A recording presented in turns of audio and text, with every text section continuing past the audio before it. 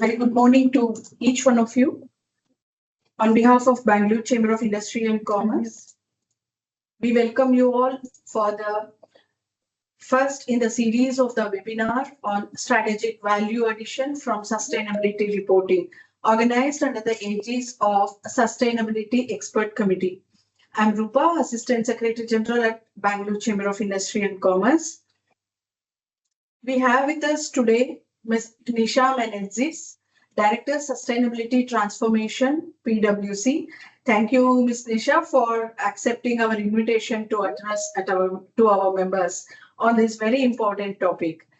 The Sustainability Expert Committee is chaired by Mr. Rajesh Jha from ABB, Country Manager from ABB India Limited, co-chaired by Dr. K.S. Ravichandran, Partner, KSR & Co., and mentored by Mr. V.C. Mohan, former Senior General Manager, Sustainability at Bosch, India. The Chamber acknowledges the support of our annual sponsor, the member companies, supporting the activities of the Chamber. And if any of the members interested, please do write to us on becoming the annual sponsor for the events organized. We have with us Mr. V.C. Mohan, the mentor for the Sustainability Expert Committee. And sir, over to you, sir. Thanks, Rupa. Good morning, friends. First, I would like to again thank Ms. Nisha for accepting our invitation. I think it was at short notice, and agreed to share from our experience, the important aspect of how the ESG reporting, whatever in India specifically we call it as BRSR, can be used as an opportunity to improve the overall, performance in the manufacturing industries. More so, but across, different domains of activities. So, in fact, as you know, this came as a big, requirement from SEBI, and till this requirement was slightly rescheduled and postponed, industries were under tremendous pressure for reporting because earlier version was quite, strong, and across the value chain, the industries were supposed to report the complete data in terms of BRSR format, both on the upstream and the downstream side. This happened in EU also, European Union, and we are seeing that slightly it is being, I would say, I don't say diluted, slightly it is being modified so that industries have time to set up a process over the years and start reporting. So the same thing happened here in India. See, what today interesting is Ms. Nisha brings in more than 2 decades of her experience working on sustainability and ESG and climate initiatives. See, these are very important aspects, and how, whatever is the ground reality because of the requirements published by SEBI and making it mandatory for certain category of industries, how the transformation is happening last 2 to 3 years in India. Certainly, this is one of the enablers to make India as the manufacturing hub. We know how, various enterprises are working on China Plus One policy, wherein India has a big opportunity to become, increase its share of manufacturing across different domains. So Nisha has also worked closely with industries, and she has given an example of Ramakrishna Forgings Limited, where the transformation into reporting on sustainability, she has supported them. And as we know, PwC is a very reputed institution. And in fact, we also, I came from Bosch, being worked there for 24 years as a Chief Sustainability Officer and Head of EHS. We had few interactions in the past, and they're very well experienced and come with rich, knowledge and competency in different areas.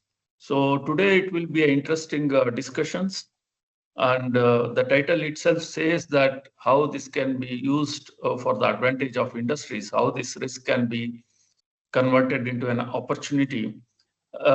Having said that, I would say still the distance to be traveled is a lot. It's not an easy job. Capturing so much data at the medium and small scale micro industries who are suppliers for major they could be OEMs or big industries. It's not easy. One side is having that facility to capture the data and the quality of the data. So across the value chain, it's important to create this awareness and understanding so that in the end, it benefits all. So having said that, Ms. Nisha, once again, thanks for joining. We look forward for your presentation. And in the end, we'll take up questions. Rupa, if I am right, last 10, 15 minutes. And also you can put your questions in the chat. Over to Ms. Nisha. Thank you so much for that wonderful Ms. Nisha. introduction. Yes. Yeah, Ms. Nisha, just we have also our co-chair, Dr. K.S. Ravichandran. Sir, are you there, sir? Okay.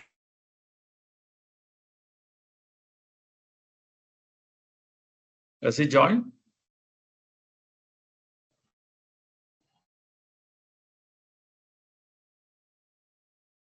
Hello.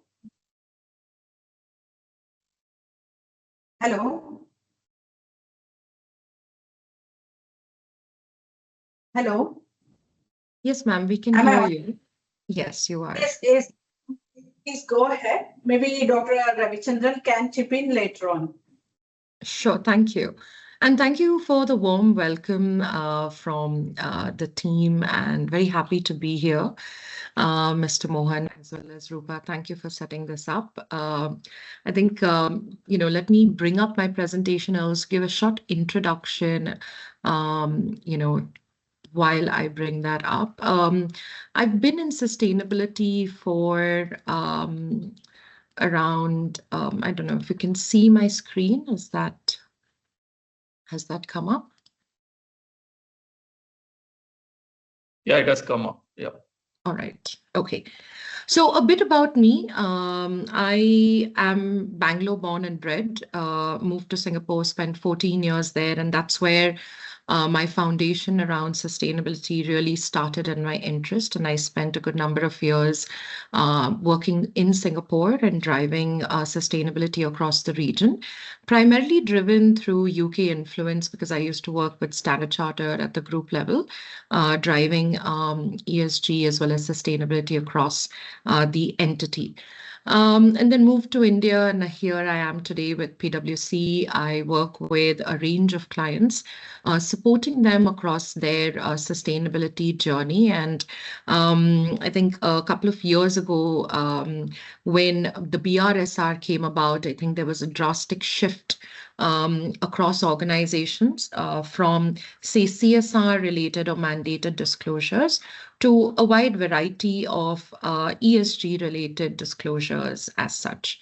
So that's a bit about me. In my personal time, I'm also an avid scuba diver, so I have a great affinity towards animals, both on land and underwater as well. So today, I think the goal is to look at what are the emerging global regulatory requirements, because in India we have a mix of organizations that are not only homegrown but also are set up here, but are we want to be the leading exporters and to be the the country for the world. So as we do that, we have to keep an eye on incoming regulations that countries are enforcing. And this does mean that there is compliance to a certain extent to some of your products that are required. We will also look at some, board level responsibilities, that are levied both in India as well as some best practices around it. And I'm sure all of you all that have been, looped into reporting will understand that there are several pain points. And As part of our journey, we've also come across, and we really wanted to address that today and talk a little bit about best practices and what we are supporting or we're also seeing in the market. And there are a few case studies that we put together that can improve your ESG reporting practices. So that's in a nutshell what we would like to cover today. And at any point, if there are any quick questions, happy to address it, or, we can take the last 15 minutes to really deep dive into some of those as well. So without further ado, let me jump into, the world of ESG or sustainability. So let me just set the context, the difference between sustainability and ESG, because I think we use this interchangeably. ESG is all around what a company does in order to be responsible across all its stakeholders, from customers to its investors, to its employees and the local community around. And that is really about being responsible and ensuring that the business is driven in an ethical manner, whereas as while being profitable as well. Whereas sustainability is much larger. Sustainability is really around transforming your business so that it has a positive income constantly based on your business approach in the long run as well as in the short run. So it requires an evolution of a transformation of your organization so that you can continue to operate, but operate, efficiently and cohabit along with different groups of people for positive outcomes for years to come or decades to come. So that's the difference. And over the years, there have been, various countries actually strengthening and asking for enhanced disclosures. And primarily, if you look at this, we notice that it's driven through where investors or shareholders really put in their money, because there is better control around it. So it's usually regulated through the markets or the body that covers or mandates where, of listed companies, because there is a responsibility to the public that invests in this, that the funds that are invested are safe, there are better returns, and there is no negative outcome on public at the end of the day as these companies continue to operate. So in India, as I shared, we've been doing this for a very long time. We shifted from, say, more around BRR and CSR, and we moved towards enhanced ESG ratings. And I think that really came about around 2021, where the top 1,000 listed companies were mandated to report on 130 or 50 odd indicators. Now, some of these indicators were already present, but they were involved across different organizations. However, different business units within the organization, and it had to be collated for the first time. But the mandate is that once you become or hit, the top 1,000 list by market capital in any of the years, you will have to continue to start to report on your BRSR continuously. Even if you do not, part of the top 1,000 the next year, doesn't matter if you've been the top 1,000 in that particular year or any of the years, then you need to start publishing starting from 2022 onwards. So there were a lot of companies that actually in preparation for this actually put out, preliminary reports. In fact, ABB was one of the organizations that did put out a report voluntarily before it became a mandate as well. And many companies have done that too. And we can see that the data has been getting stronger and stronger and better and better over the years. But one interesting thing that has happened that is not only a global push, but also a local push, is that there was a lot of conversation by companies that why only levy this on the top 1,000? What about the other companies that are supporting this, and how do we drive compliance around that? And to address that in a way, again, SEBI basically mandated that why don't you get your value chain basically to also start reporting on certain BRSR core indicators. So that came about, and that is also something that other countries are looking at. They are exploring how through their mandates, like you can see Germany, you will see the UK, the CSRD, that is actually really focusing on supporting the transformation across your value chain as well, not just with large organizations that have the resources and the support in order to report. So this is we'll be sharing these slides with you as well, but this is the large transition that we are seeing.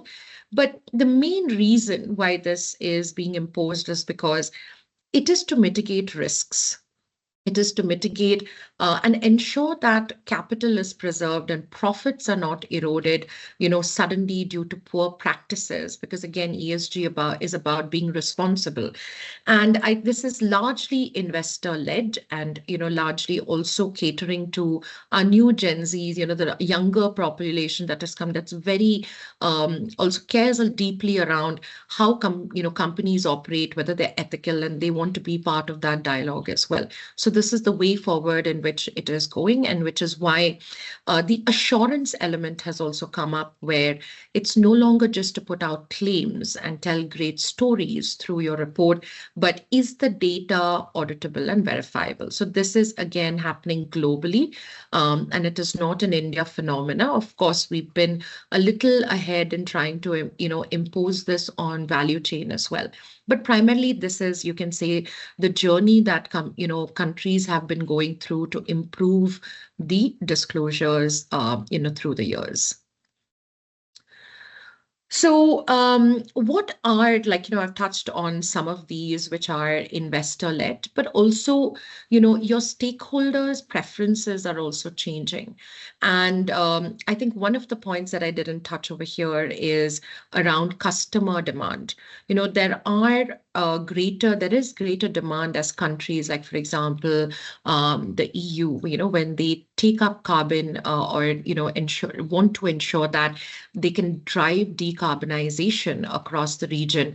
They also want to ensure that what they're bringing in as exports is also, low carbon products. So they're not kind of not producing carbon in the country, but they're also trying to encourage that other countries also do not produce carbon. And there are lots of debates around this, in the news around whether this is fair or it's not fair. But I think the intent is that there is such demand, and we do see clients in India who are transitioning to ensure that they move towards low carbon products through LCAs, understanding that through EPDs, which is really about the environmental product footprint of that product, and publishing these or sharing these as part of their export documents through a popular, regulation that has come up called the CBAM, which is a cross-border, carbon mechanism that has been levied.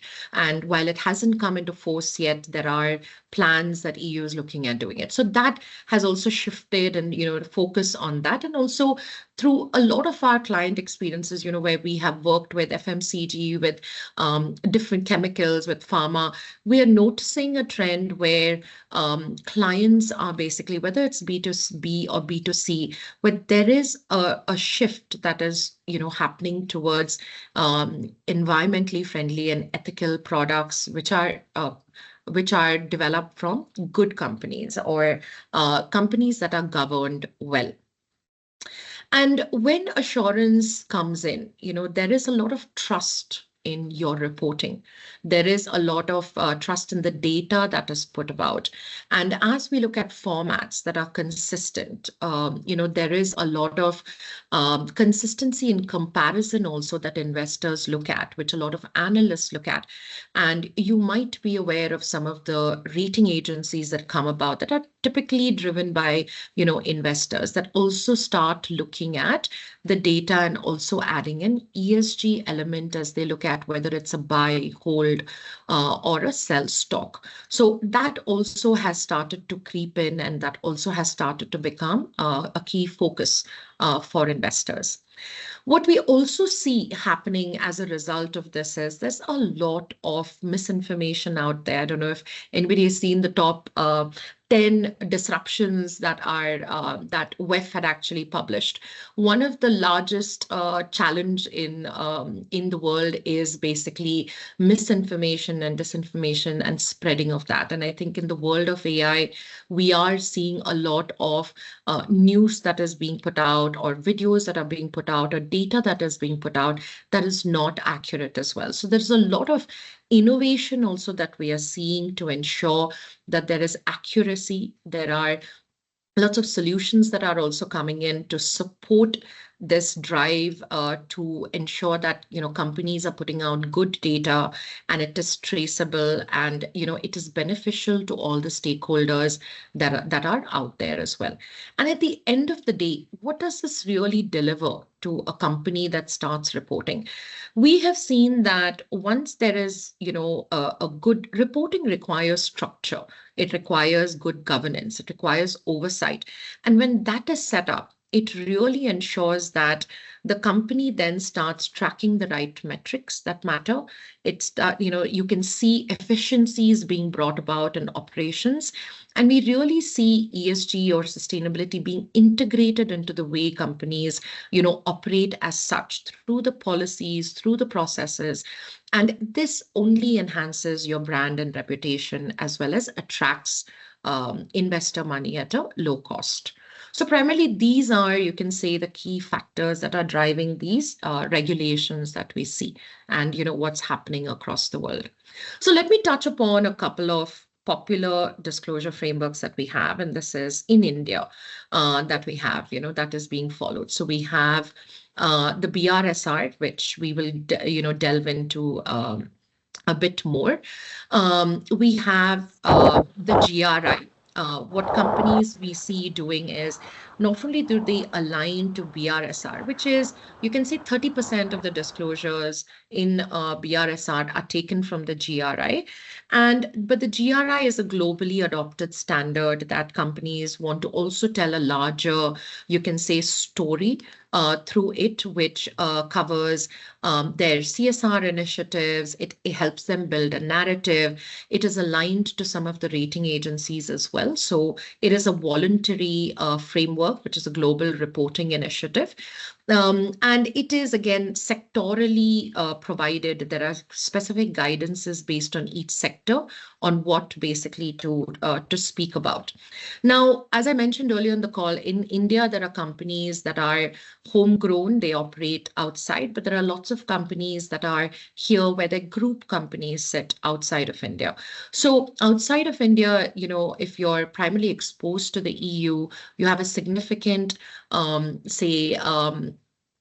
revenue that is being generated, then you fall under the CSRD regulations, which is, being looked at as, it is kind of, you can say, very intensive and very detailed. And one of the key pushes around the CSRD is primarily to ensure that there is a clear linkage between what you are focusing around ESG as well as your financials, because that is the key goal, that as long as ESG is integrated and becomes part of your business, then it is, then you will actually do the right things in order to remain profitable, but also remain sustainable in that sense.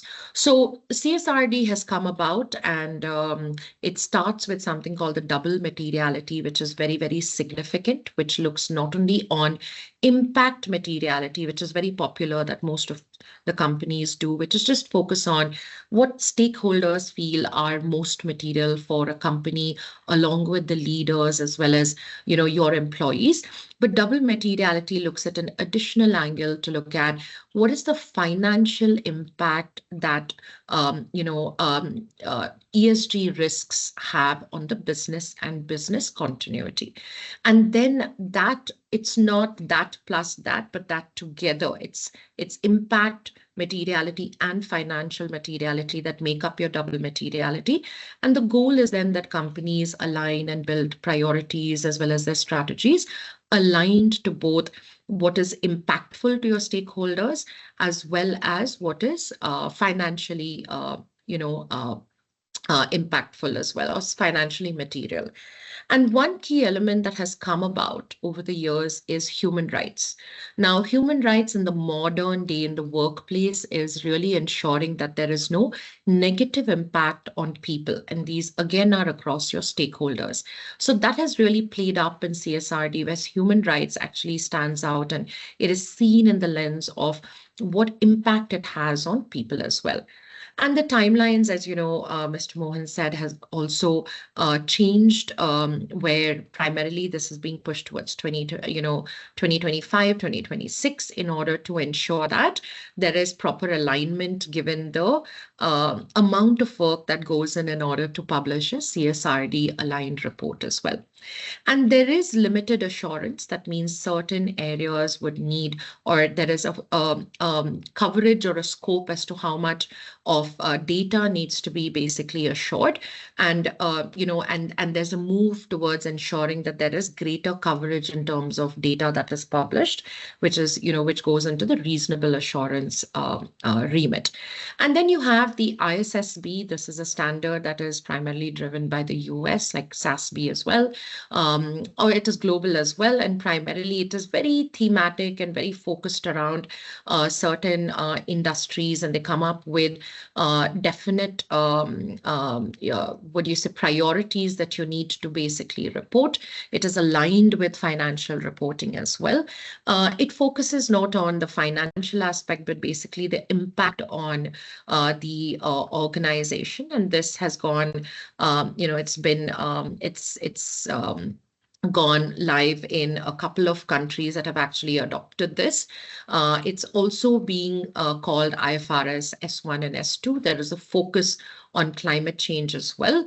And this has gone across. Most recently, Sri Lanka has also adopted it. So you are seeing both emerging as well as developed economies adopting the ISSB or IFRS S1 and S2 standards as well. And a lot of it is being mandated through, again, the markets, or the listed entities, or for the listed entities that have that operate in the country. So these are, primarily an overview of the different disclosures and the frameworks that are there. So let's delve a little bit into, the compliance landscape in India. Primarily, I think in India, when BRSR really came about, I think from a governance perspective, we were already doing a lot, because we are, at least that's, in my observation, and a lot of our colleagues also, we noticed that compared to other countries, we already had our governance aspect really set up and really aligned, because we had the Companies Act for a long time. We have lots of state laws as well as central laws that we have to basically align towards. And there are audits that are done across industries to ensure there is alignment. I think the shift really was, looking at certain elements, which you could say the softer elements in terms of trainings, in terms of putting out putting out policy. So those started to come in, and that was really driven through the BRSR, where there was an additional focus around it. And what SEBI also did was they said, let's make the board responsible for the BRSR report that comes about, right? And they have to oversee it. There has to be some governance around it, so that the data that is then published is actually accurate. So that primarily is, you can say, the compliance landscape. And I think the larger challenge remains in companies around the social aspect about, headcount. We see things around training. We see things around environmental data, that is, carbon emissions. Those kind of things remain a challenge, because it is not regular business data that is tracked so carefully or through regulations, but it is a certain add-on that we have noticed. So let's look at the BRSR structure a bit. right? So the BRSR structure, which is the Business Responsibility and Sustainability Reporting framework, it has 3 sections. Section A is mostly around introduction to the company. Where do you operate? What is the report really? Is it a standalone report that is only for that particular entity, or does it or is it not standalone? So primarily that is covered. What are the products? How many offices do you have? What are your profits? So these kind of things are covered in Section A under the general disclosure. One of the key elements that becomes very important to do for new companies especially is to do a materiality assessment.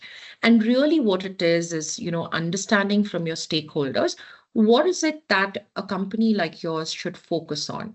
And in the world of, it's really understanding what are your ESG priorities in a nutshell, if I were to simplify it, and what risk does that have on the company if you do not comply with it? Is it an opportunity for you, or is it a risk for the company? And this is usually done through stakeholder consultations across both internal stakeholders as well as external stakeholders, which are community, and some companies take it further to involve NGOs, to involve media, to involve activists, to ensure that they have a well-rounded, assessment of what really they should be focusing on to mitigate risk, as well as ensure that they convert these risks to opportunities. In Section B, what is covered is primarily management and process disclosures. So here there are 9 principles that are laid out. And primarily the focus is, do you have policies around it? What is the governance around these 9 principles? And is there good leadership and oversight around it? So these are typically what is asked around the Section B. And here there are things around any commitments that you have, any financials that you can share. How is your progress towards certain targets that are also basically asked from the organization? And Section C is primarily around your performance-related disclosures around the 9 principles. And what happens in the report is that there is a mix of quantitative and qualitative disclosures in Section C. And SEBI recognized that there are some companies that have been doing sustainability, have been doing very well on performance for years together. And whereas there was a need to ensure that there were at least some mandatory hygiene factors that at least companies could definitely look at. And the mandatory hygiene factors is what SEBI or the BRSR structure calls essential indicators that you will definitely have to basically report on. And then you have the leadership indicators, where some companies have already started doing this, have been doing this for a couple of years, where they can then position their reporting under the leadership indicators, questions that are basically asked as well. So this is the broad structure of a BRSR report. It comes in, you can say, very fixed tables as well as information that you can put in. There is a tendency in companies that we have noticed where, once you prepare the report, you also have to upload it on the MCA website, which has a specific format. And it's a XBRL format that you need to follow for the upload. And when you upload it on MCA's website through the XBRL format, it has limited spaces and limited characters that you can actually upload. So what companies usually do when they actually put out the BRSR report is, they have one which is the print-ready version, and they have the same data points, but you can say in the print-ready version that they want to publish online or to print out. Primarily, they add some additional, you can say, data or footnotes to clarify the data that is being published. Whereas on the XBRL, it allows you to only put in certain fields and not exceed beyond that, and certain characters, whether it's text or numbers. And so there are these 2 forms of the BRSR report that is then created at the end of the year for print and for upload on MCA website. So this has been in effect, since financial year 22-23. So what has happened over the years is, as I mentioned earlier, that there is a focus on, why only the top 1,000 have to do this? Why not support and drive value chain disclosures as well? So we've shifted to, the report now mandates that there is, inclusion of value chain related disclosures, and it's a specific subset of there are 9 elements to it that you need to really report on for your value chain. And this subset was launched, or was issued by SEBI, and they called it the BRSR core. Now, what is interesting about the BRSR core is that as you as an organization starts to also report on these BRSR core elements, which is required, and you get this data from your value chain as well, there is going to be an ecosystem of rating providers that have already started in India that are going to basically rate you only on the performance around these core areas, which are these 9 indicators. And on the right-hand side is the table that focuses on the 9 indicators that you will soon be compared with your peers or with industry players on how you are performing on this.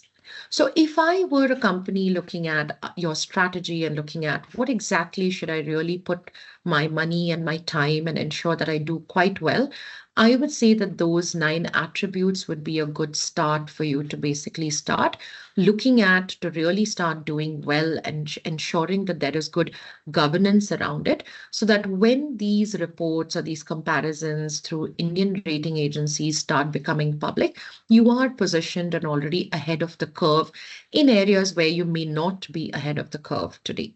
So this would be a good way to look at it. And a lot of companies today that are your peers or your competitors are publishing this data.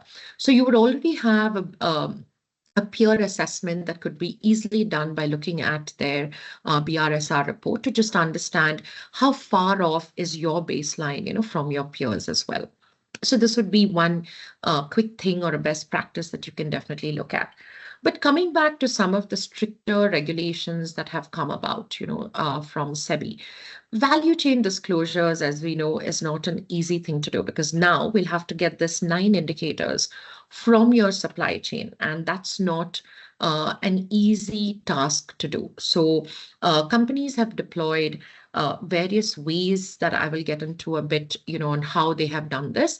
But the idea is that you start collating this data, but it is linked to only your exposure in terms of spend that is there, across your value chain. It is not for their entire company's carbon footprint, but it's to the extent of your purchases or your spend with them.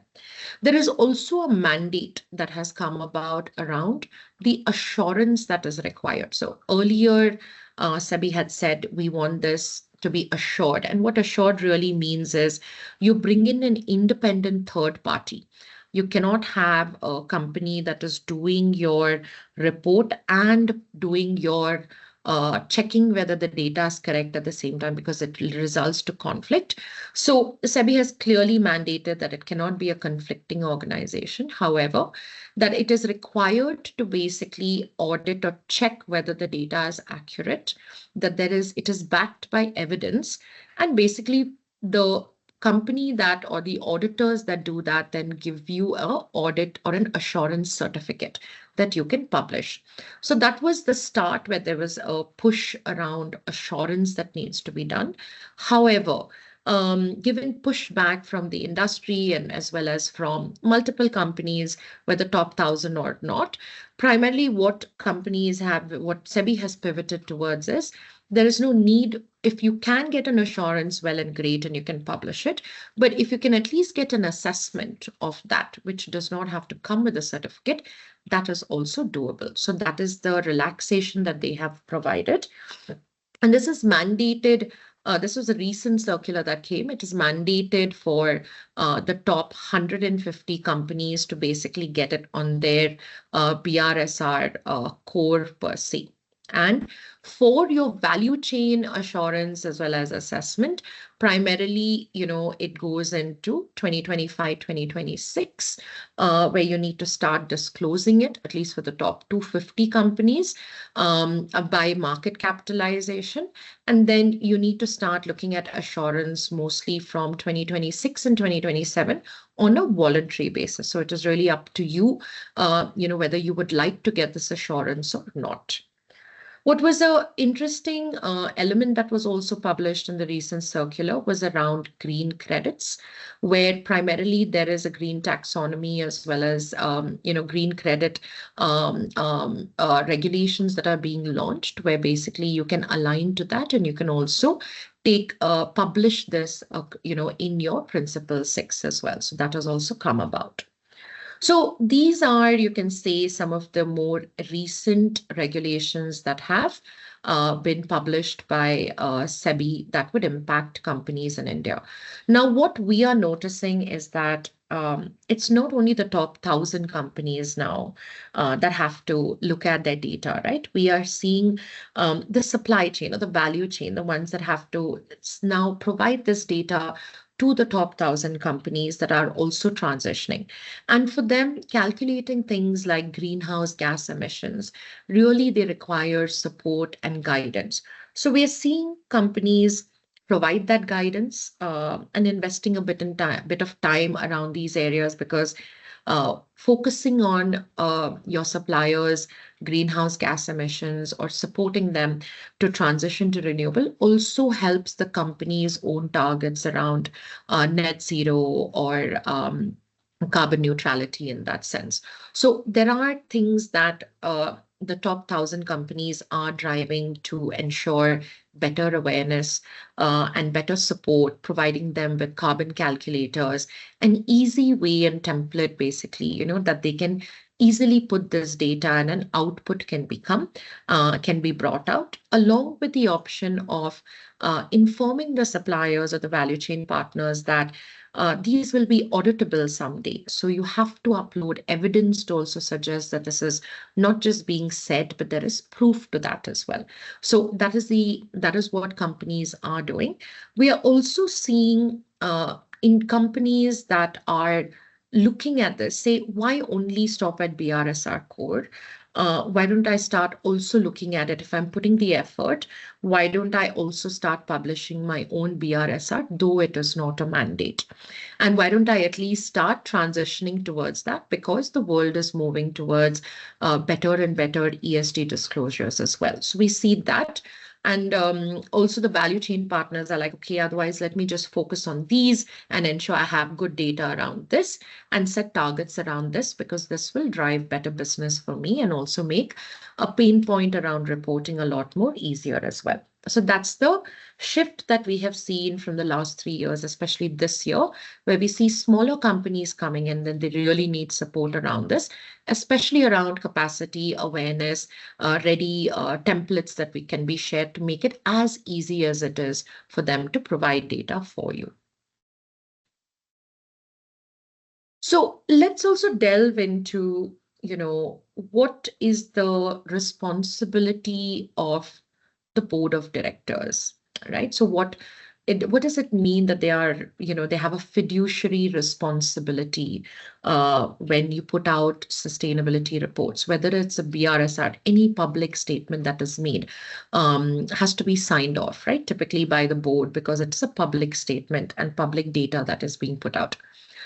So there was a shift when the BRSR came about, that earlier, I think sustainability initiatives used to sit under the CSR team and they used to drive it, unless there was already, good maturity around sustainability in the organization. So with the shift with BRSR, the responsibility of board of directors is that they have to ensure, because this data is going into a public domain, they have to ensure they bring in the same rigor as their financial data, because this is public information. And it has to be accurate and it has to be auditable tomorrow if somebody asks questions. So these two things are a key responsibility of directors. And there are multiple ways in ensuring that this can be done right, and we will share that with you in a bit. The other thing to also look at is to ensure that they themselves are aware of ESG and that they understand the risks that ESG brings to their business, because they have to ensure profitability of the company, and that is done by ensuring and managing and mitigating risks better. So that is one key responsibility of any board of director. So which is why sustainability risks need to be managed well, which is why you will notice that when climate risk that is being talked about, or biodiversity risk, that are upcoming areas that a lot of you might already be doing or managing or looking at, the way the governance structure is built around climate risk reporting or biodiversity reporting or sustainability reporting is that it always, goes up and has that coverage in most of the sustainability reports that is published at least one board member that signs off on these things that is responsible for it. So it has to be a top-down thing, because that risk management is part of any board of directors' responsibilities as part of our Companies Act as well in India. And the other element, which is the important element, is that ESG goals are, ESG should become the way of doing business, right? Because it's not just about doing good, it is about being profitable. And this means that it has to be embedded in the long-term business strategy. So the way a lot of boards do it is they have, if it is noticed that the awareness of the boards is there's a shortfall in that, or they could do with more support, they bring in independent directors, to come in and to actually who have good experience managing sustainability or looking at risks or how to integrate it, and bring them in as part as in some of their sessions, so that there is a discussion around it, and these are then properly discussed at a board level and basically integrated. So at least twice a year, I have seen international companies actually bring in these experts and also have some sort of a contract with them to ensure that, they bring in that external element in and also challenge the board on some of the decisions that are being made.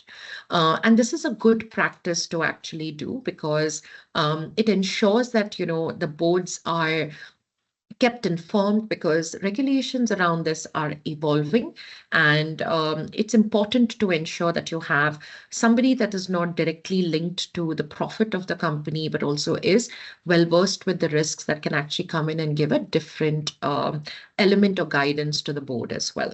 So this is something that you all could also look at or also suggest to your own boards. So looking at it as in, I won't go too much into each of the environmental, social, or governance piece, but these are broadly, if you focus on these top 3 points, all of the details that go into each of the different ESG pillars will also be taken care of as a result. The other element, okay, one more point that I wanted to highlight around this is around grievance mechanisms. So we see that a lot of some companies have great records of grievance mechanism, and grievance mechanism it could be anything from POSH to anti-bribery, corruption, any compliance, non-compliance related issues. Now, what we have noticed with Indian companies is that these are not regularly discussed at a board level or tabled as a board update that is there. Our suggestion would be start at least sharing a report with your board on these compliance issues and what is the status of those cases, whether they are open or they are closed, because that is being tracked through your BRSR report, where you have to talk about how many complaints there are, what is still open and what is closed. So this would be a good thing that the board can also be aware of, so that it is better managed and has good governance as well, if you are not already practicing that. So that would be a good element to basically present to the board. So primarily, I think I've already touched upon this, but one of the key things that we are looking at when there is non-compliance around this is that, as you know, I don't have to preach to the choir, but we already know that if there's a risk, if it is not managed well, it impacts your brand, it impacts your share price. So there are challenges around this, and it can also attract penalties from SEBI. I think a good example that I'm very proud of is around the EPR, where there have been claims that are not accurate. And, SEBI has, I mean, not SEBI, but basically the Indian regulation or, has been very strict on ensuring that such cases or, do not occur, and there is good data and good practices being put out there. And we are increasingly seeing this happening in India now, which is a good thing because at least somebody is watching and ensuring that things are being done right. So what we would recommend would be primarily, having that, complaint mechanism or the complaints being brought up. That is one.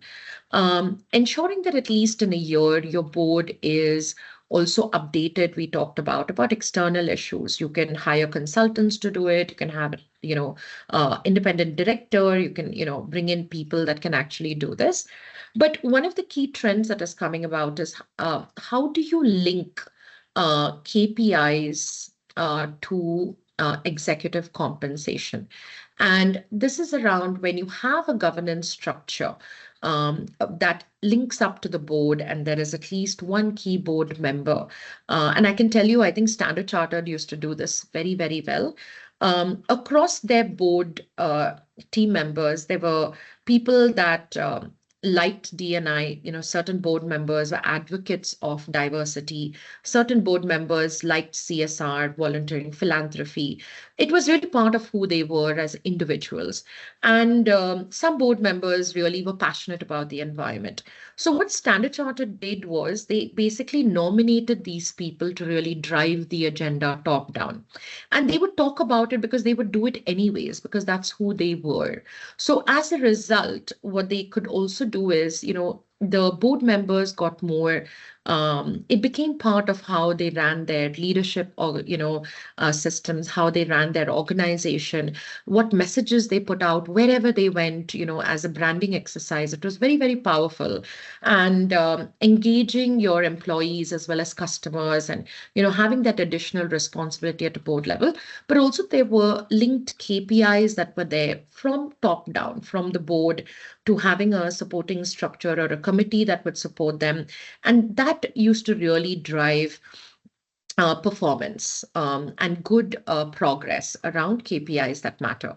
So where you have set targets and they are strategic and important targets to you, do look at leveraging your board members and linking it to some of their KPIs. This will be well appreciated. It is something that companies are moving towards. Some companies are already doing it in India, but definitely overseas, companies are already doing this extensively and also publishing this extensively. So this really gives you an up, even with ratings when you put out your reports. It really gives you good points as well when you do this. So let me touch around a few pain points, that we wanted to bring and we wanted to address and say, certain challenges that you have, and we have a couple of pain points that we've listed, and this is through our experience over the years. So the first one is data reliability and assurance. I think we've worked with a lot of organizations, and I myself have been part of this, where there are teams where the data keeps changing.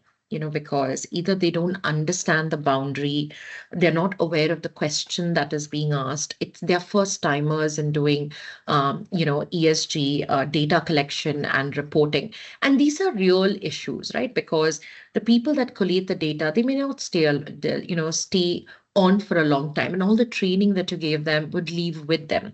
And then you have the next person coming in. So, and then the understanding is limited. There's also different, inconsistencies in data. So for example, some people don't know the boundary of, what bills they need to give. So some people give if you're doing a standalone report, maybe they'll give other entity data that is not part of your standalone report. So there has to be like a clear boundary that is set up, because they need to understand what is the data you're asking very easily, for which locations and sites you're asking that as well. And we've also spoken about, carbon emissions. Everybody has energy bills, but converting that into scope 1, scope 2, understanding where it falls. And a lot of companies in India have also, which I'm very, very happy about, have moved to scope 3 as well. So how do you do all of these, carbon emission calculations correctly remains a challenge as well.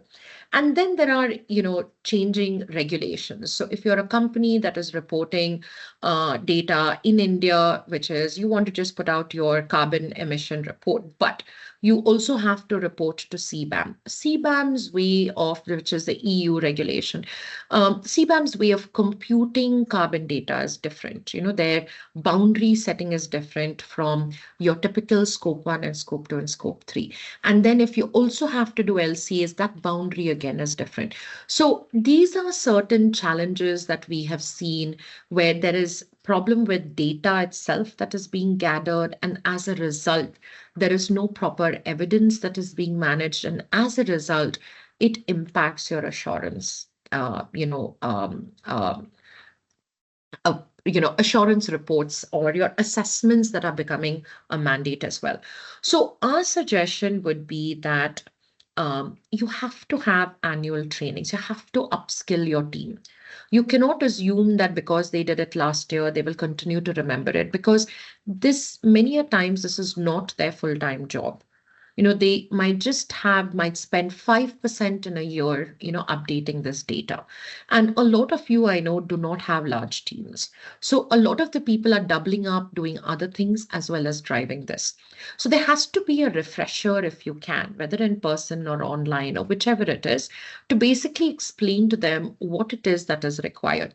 There has to be an SOP that also has to be set up. That means if you give that document to anybody for that data point, it is very easy to understand. Anybody can read it and follow through with it and actually provide that data. So I think without looking at technical or technology solutions, these two things could be things that you could definitely look at. The other thing that, we could look at is there are so many tools in the market that come from whether you use your SAPs, Microsoft, Oracle, whatever system that you use, have actually now got a BRSR, element to it. So if that is where you would like to get a lot of your data points automatically, please reach out to your SAP, Microsoft, or Oracle partners. Look at the license that they would, offer in order to expand it to BRSR as well. If that is something which is pricey, there are loads of solutions at different price points, very interactive, that you can actually take up. If that is also very expensive, set up automated Power BI, enabled, things as well. Yes, sir. Am I bad on time? Haven't looked at it.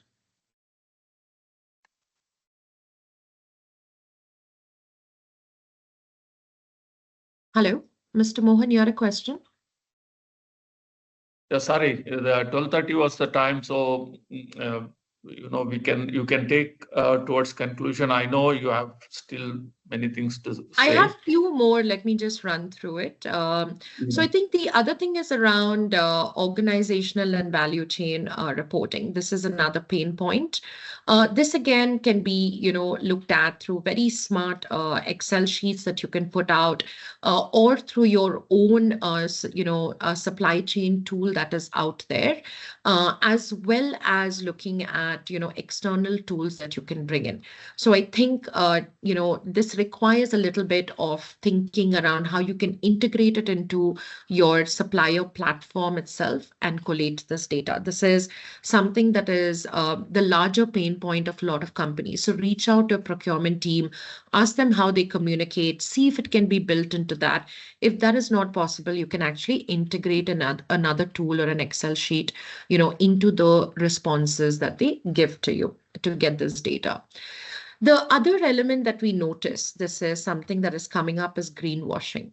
I think while the data itself is fine, a lot of companies that put out examples of, I have reduced, this initiative reduced 15% of my energy cost, and there is some calculation that teams have put. What has started to happen is companies have started to dig deeper into, is that claim of 15% reduction in the case study that was provided accurate or not? Because we see that a lot of people are not checking these case studies that come out to really see, is that a fair and factual statement? While it is being done for your main data, it may not be, that same rigor may not apply to the case studies or initiatives that you put out. So please ensure that this is done, and this is being done very well by PSUs starting this year, where the central audit committee or governance of audit, the team that does that, CGA, is actually driving and going to different public PSUs to look at both their financial and non-financial reports to really question and basically do this. And we have a couple of case studies, and I wanted to share a few around ArcelorMittal. I think I spoke about leveraging on a tool that, or your system that you already have within your organization. So ArcelorMittal really looked at Microsoft. They already had Microsoft. They were paying thousands of dollars across the globe on third-party solutions. So what they did is they said, this is required. This is what is their transition. So we helped build an entire data lake for them from scratch on Microsoft that is customized for them, so that they don't have to, and they can, change it whenever they want in order to track data. The other thing that we looked at was around, a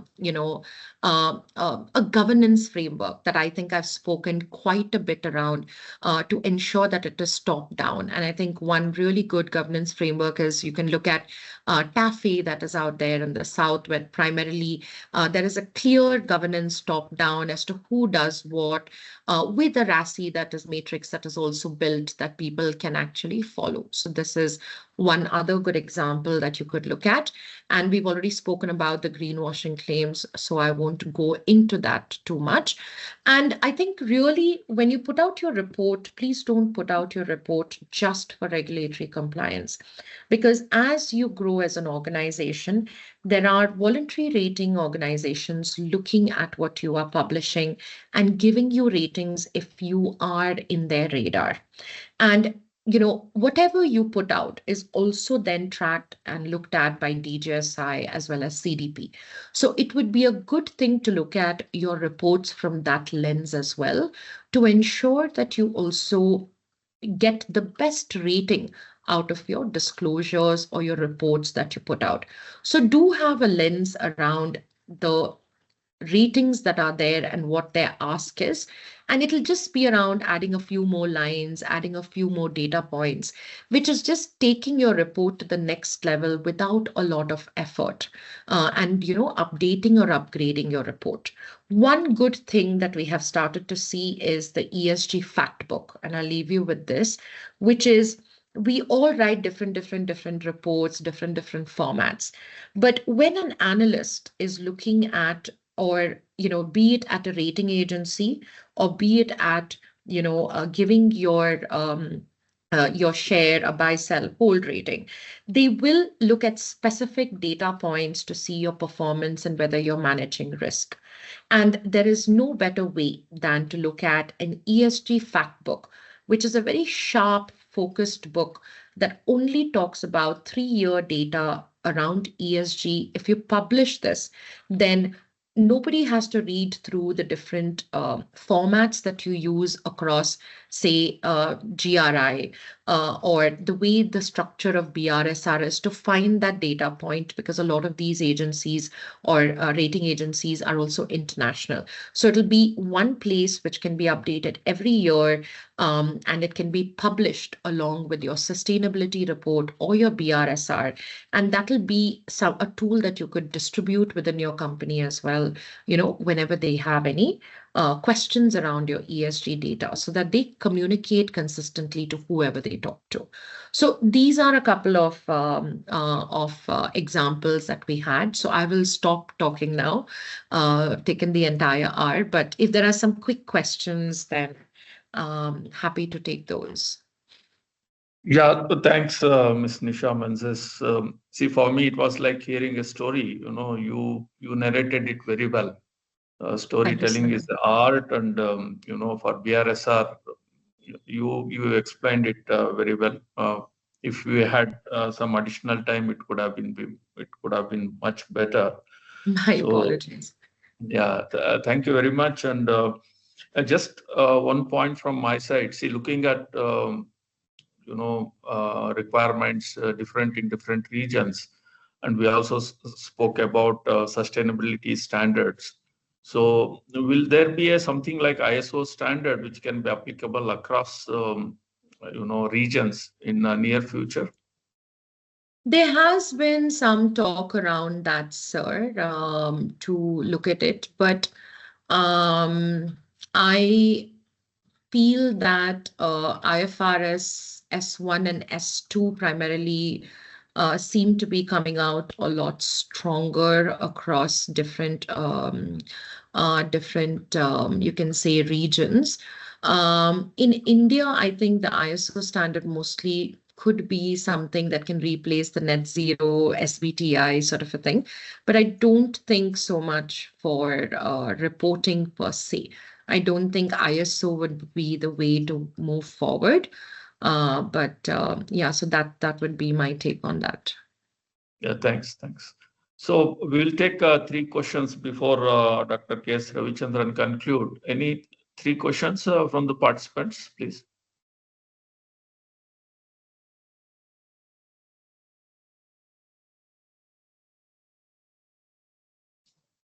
No questions means I think it's well understood. Anyway, the recording is available. It is always, will be shared with the member companies along with the presentation. And thank you, sir. And this is very important, as I told in the beginning. The resources from PwC are always well informed, come with a lot of experience and competency, and this is what exactly we could see last 1 hour. Ms. Nisha explained it so well. It's like, as I said, storyline. And now I will request Dr. Ravichandran to say a few words and conclude this webinar. Doctor, you are there? Firstly, I would like to congratulate and thank Nisha Menzies for this beautiful presentation on a very important emerging topic. The sustainability, I always say, is not a compliance, it is a requirement, it is a need. And also, I know after reading today's morning newspaper, I was reminded about the thing. It is not a Finding Nemo job. We are not going to be looking at a pole of inaccessibility. It is data may be not integrated, data may be fragmented, but nevertheless, it has commenced.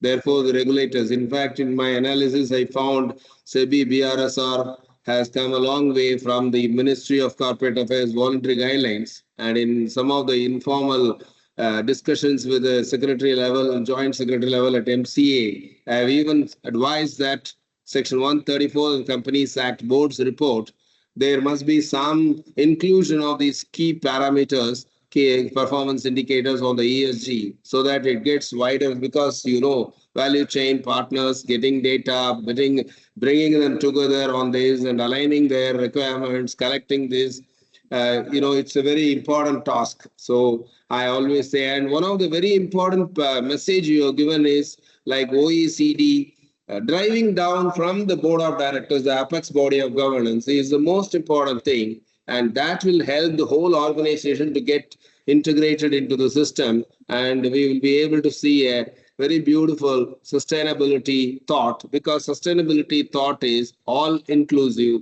It takes care of the whole of the environment, not talks about only the stakeholders who are visible, but also of the larger stakeholders who are invisible, who are not considered in the financial reporting side. Thank you very much. And I think BCIC has brought out such a beautiful program for takeaway, which is very important for our stakeholders. Thank you, Mr. Mohan. Thank you very much. Thank you, Dr. Ravichandran. Thanks, participants, for spending time last 1 hour to enlighten yourself on the important aspect of BRSR, and we will share the details. You can get in touch with our secretary Rupa. Nisha, thank you very much. We look forward for more cooperation with you, and we'll come back to you so that it helps our member companies. Thank you so much, sir. Thank you both. Thank you. Thank you. Bye-bye. Yeah. And thanks, Rajesh.